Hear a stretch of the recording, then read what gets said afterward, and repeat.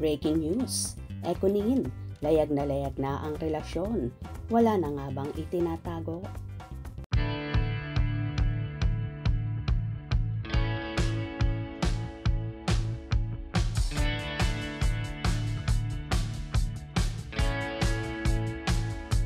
Nagbahagi nga ang isa sa glam team ni Janine Gutierrez na si Jay Aquino sa kanyang Instagram story ng ilang mga larawan na kuha sa Japan, kung saan kasama nila ang bagong lovebirds na sina Janine Gutierrez at Jericho Rosales.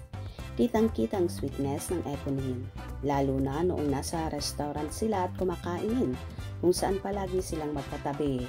At ganun din noong nasa Mount Fuji sila na tila waki pa ang pagkakakuha ng larawan ng Econin. Ayon naman sa mga Econin supporters, aba, layag na talaga ang Econin natin. Sweet couple, Econin. Wow, we love you Econin forever. Grabe na kayo Econin. Walang lubay mga ayuda nyo. Sobrang kilig sa amin mga Econin forever. 100%.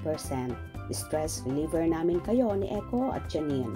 Sobra kaming saya kapag nakikita namin katamisan ng pagmamahalan nyo. Econin, stay strong. In love each other to the max. Wow, my Econin. We are all happy together. I love you Econin. Sweet, my Econin. Wow, kilig match. Janine and Jericho. Econin, itinadhana. Econin lang, sapat na happy lang together. Ever. Gwapo talaga. I am so happy for you, idol. Econin is real life phenomenal stars. Celebrity couple. Jericho really loved with Minnie so much. Very respectful. Caring with her. Lady love. Sweet and fantastic or lovable. Star sweet. Love you both. Econin. Kitang-kita nga sa mga lumabas na larawan na pareho silang so happy. Lalo na si Janine na mababanaag mo sa aura niya na happy siya sa feeling at very contented kay Eco.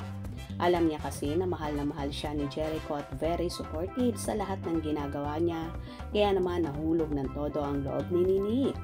Tila di na kailangan pang magsalita ng Econin dahil base na rin sa sweetness nila at pag-aalaga sa isa't isa ay sapat na sa mga fanay at naniniwala sila na may namumuo na talagang relasyon sa Econin na layag na sa social media at hindi na itinatago kanino pa man.